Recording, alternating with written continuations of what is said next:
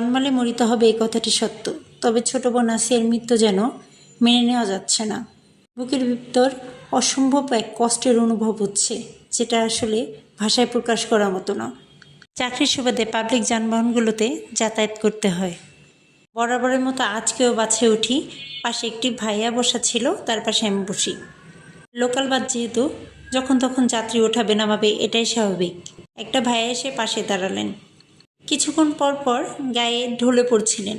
তো প্রথমে ভেবেছিলাম যে গাড়ি ব্রেক করছে, তাই হয়তো ঝোঁক সামলাতে পারছে না। পরে দেখলাম ব্যাপারটা ভিন্ন। কিছু না বলার সুযোগ নিয়ে সে তার প্যান্টের চেন খোলা শুরু করে দিয়েছে।